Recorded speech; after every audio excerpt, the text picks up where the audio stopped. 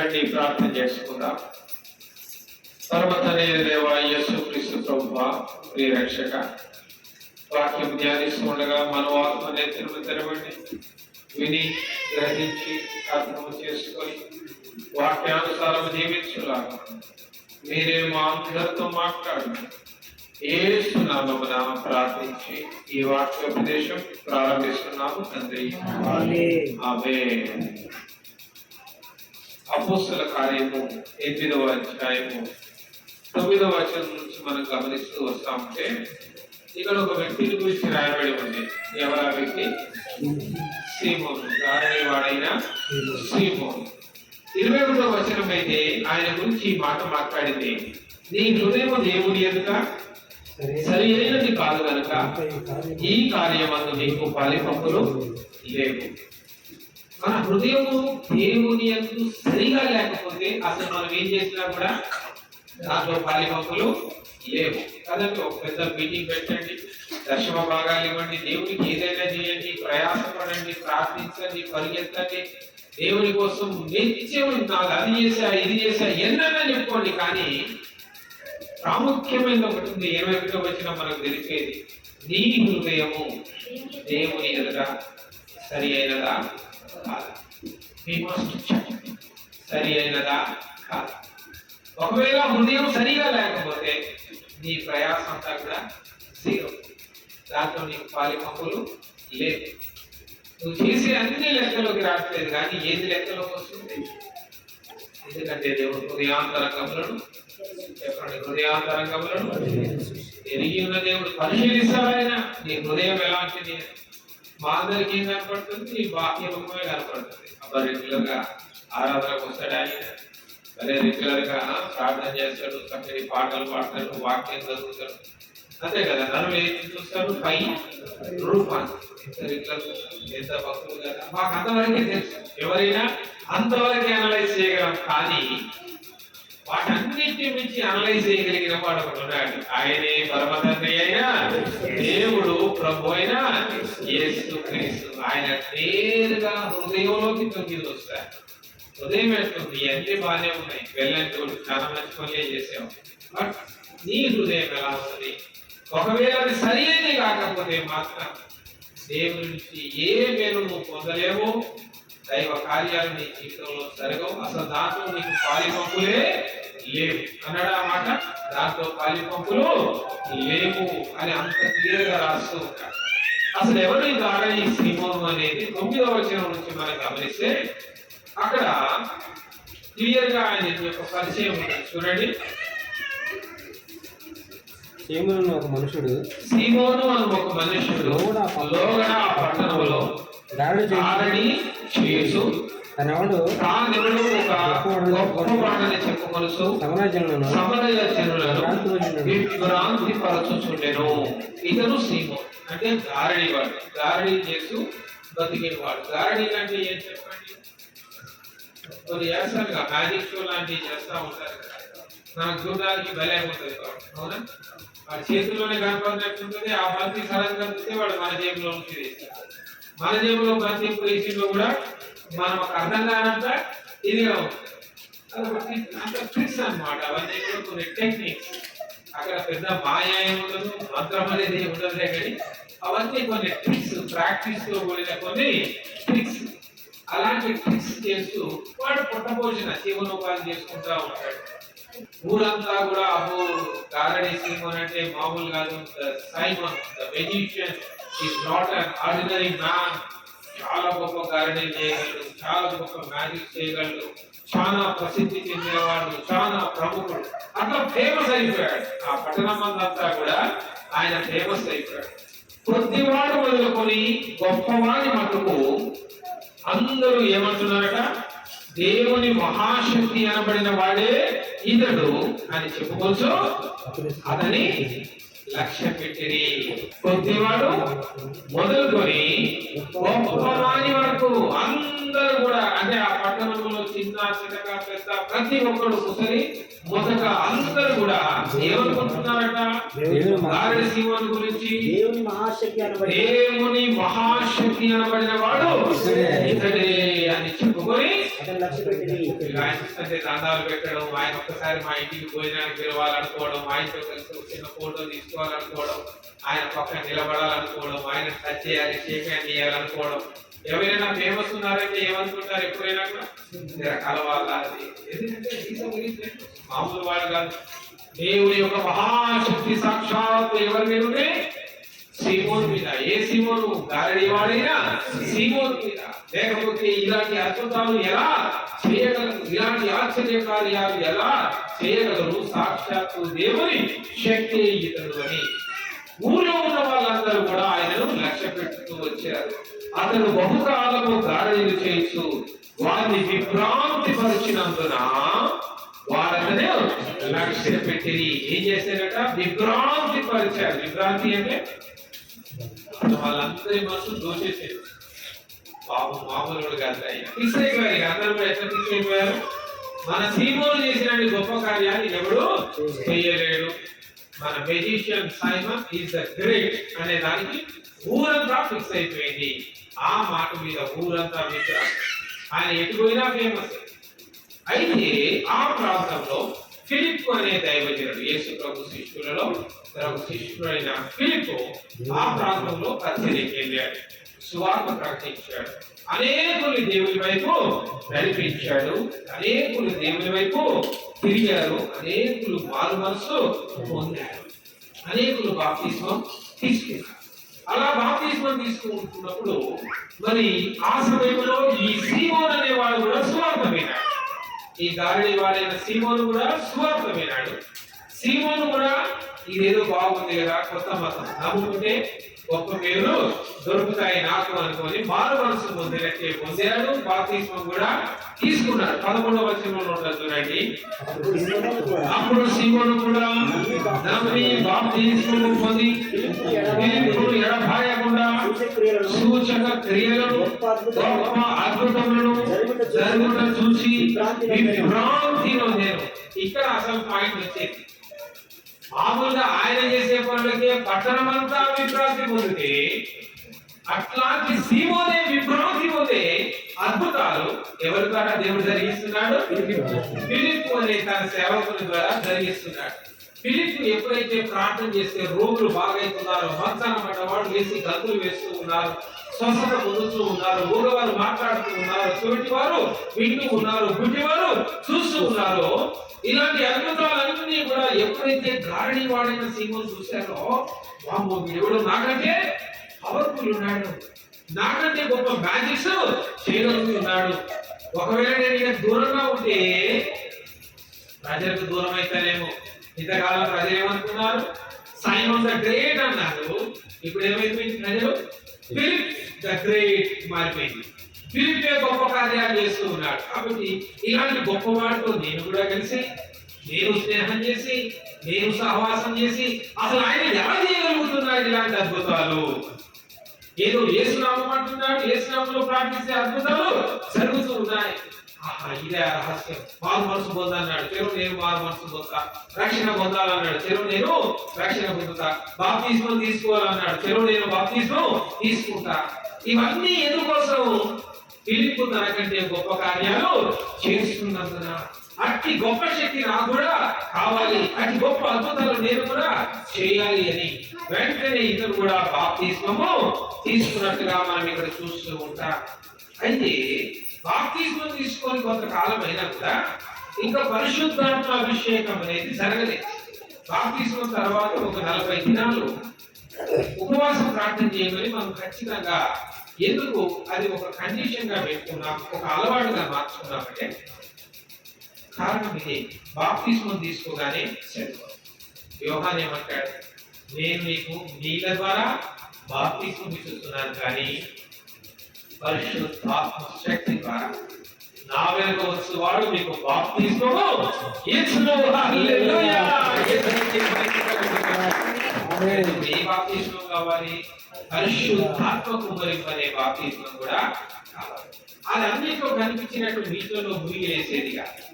పరిశుద్ధాత్మ మనకు కావాలి అంటే పరిశుద్ధాత్మ సహవాసం మనం నేర్చుకోవాలి. కాబట్టి దిస్ ఇస్ ద రైట్.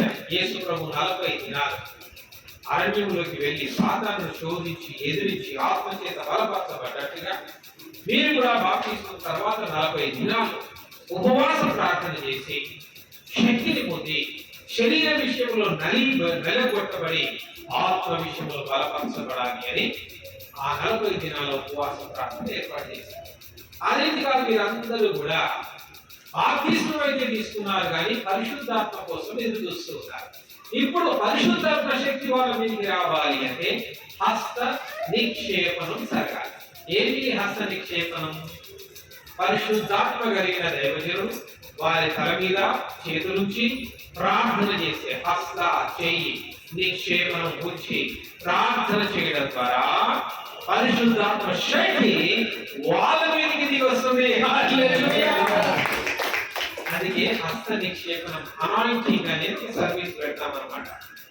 ఆ రీతిగా ఎవరైతే 40 దినాల ఉపవాస ప్రార్థన అయిపోతుందో 40 దినాల తర్వాత ఒక ప్రార్థన కూడిక ఏర్పాటు చేసుకుంటే ఆ ప్రార్థన కూడిక దినాన మరి వారి దగ్గరికి నూనె రాసి హస్త నిక్షేపణం దైవజనులు వారితో పాటు సంఘమంతయు కూడా ప్రార్థన చేసి పరిశుద్ధాత్మ శక్తిని పొందుకునేటట్లుగా మనం ముందుకు సాగుతాం. ఇదంతా ఆది కాలంలో జరిగిన ఒక సంఘ ప్రక్రియే.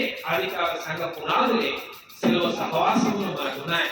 వాటిని దైవజనులు సంజీవరావు అయ్య గారు, కాదుగా జవరాజు గారు స్థాపించిన ఈ విషయాలన్నీ కూడా ఆశామాషి గారు ఏదో నోటికి వచ్చినట్టు మనసుకు తచ్చినట్టు పెట్టిన నియమాలు కాదు. వాక్యపు లోతులో నుంచి పరిశోధన చేసి వారు మనకి ఇచ్చిన కాగితాలు.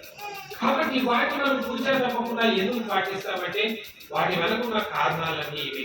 కాబట్టి ఇప్పుడు హస్త నిక్షేపణం చేయడానికి అక్కడ ఫిలిప్పు సరిపోలే. ఫిలిప్పు సువార్తికుడిగా వచ్చాడు, సువార్త ప్రకటించాడు. హస్త నిక్షేపణం పరిశుద్ధాత్మ శక్తి కుమరించడానికి వారిని ప్రార్థించడానికి ఒక ప్రత్యేకమైన బృందం అక్కడి నుంచి వచ్చింది. ఎవరు వాళ్ళు? పేతురు మరియు చూడండి ముందు వచనాల్లో 17వ వచనం. అప్పుడు పేతురును యోహానును వారి మీద చేతులుంచగా వారు పరిశుద్ధాత్మను పొందిరి. హల్లెలూయా. ఆ రీతిగా పరిశుద్ధాత్మ కోసం, అది కూడా పరిశుద్ధాత్మ శక్తిని పొందుకోవడం కోసం ఇవన్నీ చూస్తూ ఉన్నాడు. గారడీ సింహుని ఇవన్నీ చూస్తున్నాడు, ఆశ్చర్యకరమైన కార్యాలు చూస్తున్నాడు, అద్భుతాలు చూస్తున్నాడు. అరే నాకు కూడా పరిశుద్ధాత్మ శక్తి కావాలి. ఇప్పుడు పరిశుద్ధాత్మ శక్తి నా మీదకి దిగి వస్తే నేను ఎవరి మీద చేయి పెడతానో వాళ్ళు బాగుంటారు, వారు స్వస్థత పొందుతారు. ఎవరి కోసం ప్రార్థన చేస్తామో దేవుడు వారి మరణాలకు ఇస్తాడు, వారిని బాగు చేస్తారు, వారికి విడుదల ఇస్తారు. కాబట్టి నేను వీరిలో ఒకరే మారగలను అనుకొని వెంటనే గారిని వాడైన సీమోనికి ఒక ఆలోచన వచ్చింది. పరిశుద్ధాత్మ పొందేద్దాం అనుకున్నాడు. అవునా? 19వ వచనంలో ఉంటుంది చూడండి, 18వ వచనంలో చూడండి. అపోస్తలులు చేతులుంచుట వలన పరిశుద్ధాత్మ అనుగ్రహించబడని సీమోను చూసి వారి ఎదుట ద్రవ్యము పెట్టి నేనెవరి మీద చేతులుంచుదునో వాడు పరిశుద్ధాత్మను పొందునట్టు ఈ అధికారము నాకీయుడని అడిగారు. హల్లెలూయా. పరిశుద్ధాత్మను ఏమనుకున్నాడు? అధికారం అనుకున్నాడు. నిజానికి పరిశుద్ధాత్మ ఏంటంటే కృపావరము. అవునా? సాక్షాత్తు ప్రభువైన యేసుక్రీస్తు మన మీదకి దిగి వచ్చే కృపావరమే పరిశుద్ధాత్మ. అంటే దేవుడు కృప చూపిస్తే, దేవుడు కృప చూపించాలి అంటే మనము యోగ్యమైన వారంగా మారాలి. దేవుడు కృప చూపించాలి అంటే గర్వంతో ఉంటే కుదరదు, లోకంలోని అన్ని చేయగలంటే కుదరదు. దేవుడు కృప చూపించాలి అంటే పశ్చాత్తాపడాలి, తగ్గింపు కావాలి, దీన మనస్సు కావాలి, వినయ విధేయతలు కావాలి. దేవుడు అట్టి వారి మీదనే తన కృపనిస్తాడు. గర్విష్ఠుల కొమ్ములు పెంచుకు నేనేమైనా చేయగలను, నాకు వాళ్ళు తెలుసు, వీళ్ళు తెలుసు, నా దగ్గర డబ్బు ఉంది, అధికారం ఉంది. You never get a grace. కృప అనే తలాంతులు ఎప్పటికీ నువ్వు పొందుకోలేవు. నాకు అది ఉంది, ఇది ఉంది అనుకుంటే పో, వాడుకుంటే అన్నీ నువ్వు చేసుకోగలవు. పో, నువ్వే చేసుకో. ఇంకెందుకు దేవుడి? ఇక దేవుడి కృప ఎందుకు? ఇక పరిశుద్ధాత్మ. అయ్యా నాకెవరూ లేదు, నీవే ఉన్నావు అనే వారి మీదకి దేవుని యొక్క కృప పరిశుద్ధాత్మలు దిగి వస్తుంది. హల్లెలూయా. ఈ మాట మన నోట్లో ఉండాలి. దేవుడు చూసుకుంటాడు. తెలుగాడు పెద్దగా ఉద్యోగం దొరకంటే దేవుడు చూసుకుంటాడు. మంచి ఉద్యోగం దొరుకుతుంది. దేవుని ఏదో నిరీక్షణ వస్తుంది. వ్యాపారం పెడుతున్నాడు సెటిల్గా అంటే దేవుడు చూసుకుంటాడు. అంతకంటే ఏదో గొప్ప కార్యం దేవుడు ఆయన పట్ల జరిగించబోతుంది. నిరీక్షణ పడిపోయే ప్రతిసారి నిరీక్షణ, ఓడిపోయే ప్రతిసారి నిరీక్షణ. అంతేగాని కృంగిపోవడం కాదు. సీమోను అనుకున్నాడు ఇది ఒక పెద్ద పవర్. ఎందుకంటే చాలా టెక్నిక్స్ తెలుసు కదా, దారి వాడు కదా, చాలా టెక్నిక్స్ తెలుసు కదా. అందుకే వాడు ఏమనుకున్నాడు, greatest power, I must get that power. ఇది ఒక అధికారం. అది ఫస్ట్ మన మైండ్ లో ఉంచుకోవాలి. అది మనకుంటే మనము కూడా దారి సీమోను లాంటి వారిపై. కొద్దిమంది కష్టం నోజారు అంటూ ఉంటారు, ఓ అయ్యగారు చాలా పవర్ఫుల్. అయ్యగారు పవర్ఫుల్ ఎట్లా అంటే ఉప్మా ఉదగానే 10 మంది పడ్డారు కాబట్టి పవర్ఫుల్ అయ్యాడు. పవర్ అంటే ఏం చెప్పండి? పవర్ అన్న మాట తెలుగులో అర్థం ఏంటి? అధికారం, శక్తి. అదే కదా అధికారం, పవర్. ఇప్పుడు పరిశుద్ధాత్మ శక్తి అనేది అసలు అధికారమే కాదు, అది ఒక కృపావరమని బైబిల్ చెప్తూ ఉంటే రోజుసారి మనగా మాట్లాడుతున్నాం. చాలా అద్భుతాలు అయితే చాలా మంది కింద పడతారు, చాలా మంది బాగుపడతారు. కాబట్టి మన చర్చి వదిలేసి, మన సేవకుని వదిలేసి ఏది ఇవ్వాలా? ఆడిపోయి 3 నిద్రలు తీయాలా, ఆడిపోయి 3 నిద్రలు వేయాలా. అలా నా చర్చట 7 కొండల మీద ఉందట. అసలు మెట్ల మీద నడుచుకుంటా ఎక్కితే ఎత్తి నష్టమైనా పోతుందట అని పోతా ఉంటారు. కొన్ని చర్చలు ఉంటాయి, వాటి పేరు లేదు బాగుంటాయి. కొన్ని చర్చలు ఉంటాయి కొండల మీదే ఉంటాయి. ఆ చర్చలకు పోవాలి అంటే లిఫ్ట్ ఉండదు, మెట్ల మీద నుండి పోవాలి. ఇక రకరకాల ముగ్గులు, పైకి వచ్చాక గుండు కొట్టించుకుంటా, తల నీళ్ళ చూస్తా, మోకాళ్ళ మీద నడిచి వస్తా, పాదయాత్ర చేస్తా, చెప్పులు లేకుండా మరి ఎర్ర టెండలు, ఆ ఎర్రటి బండలు కాలుతా ఉంటే మరి పాదాలకు నడిచి పైకి వస్తా. ఓ రకరకాల ముగ్గులు ఉంటాయి. నేను ఇవన్నీ అన్ని దేవాలయాల గురించి మాట్లాడాలి, వారి గురించి నాకేం. నేను చెప్పేది క్రైస్తవుల గురించి, క్రైస్తవ దేవాలయాల గురించి. నేను చెప్పేదంతా యేసుక్రీస్తు నామములో జరిగే జాతరల గురించి, యేసుక్రీస్తు నామములో జరిగే వ్యాపారాల గురించి.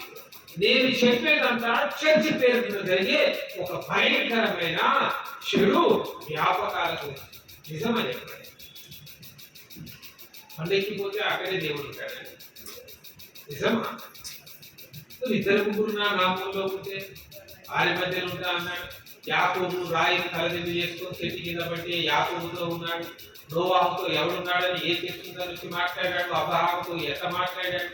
గిద్యోను ఒక్కడే ఒంటరిగా చాటలో తిరుగుకుంటూ బండ సన్న దక్కి దాక్కుంటే ఆడి గురించి మాట్లాడాడు. అవునా? ఇంతమందితో మరి ఎలా మాట్లాడాడు? వీళ్ళెవరూ పండగకి కూర్చోలేదే, వీళ్ళెవరు పండగ మీద దేవాలయం లేదే, వీరెవరు పండగ మీద చర్చిలు కట్టి గుళ్ళు గోపురాలు కట్టి 3 నిద్రలు చేసిన వాళ్ళు కానీ. అదంతా మన యొక్క అమాయకత్వం, మన యొక్క అపోహ. మనం ఏమనుకుంటున్నామంటే అది ఒక శక్తి అనుకుంటున్నాము, కానీ కృప అన్న విషయాన్ని గమనించట్లేదు. పరిశుద్ధాత్మ అనేది ఒక కృప, తలాంతులు అనేది ఒక కృప. దేవుడు తన సేవకులకు దీన మనసు కలిగిన వారికి రకరకాల ఆత్మ వరాలను కృపగా ఆయన అనుగ్రహిస్తాడు. అతి కృపావరులు పొందిన దైవజనుడు కొంతమంది స్వస్థత వరాన్ని పొందుకుంటారు, కొద్దిమంది వివేచన వరాన్ని పొందుకుంటారు, కొద్దిమంది భాషల వరమును పొందుకుంటారు, కొద్దిమంది భాషల యొక్క అర్థములు చెప్పే వరమును పొందుకుంటారు.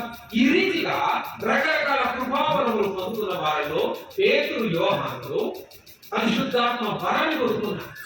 వాళ్ళు ఎలా అంటే ఎవరి మీద చేతులు ఉంచుతారో వాళ్ళకు పరిశుద్ధాత్మ వారి మీదకి దిగి వస్తారు.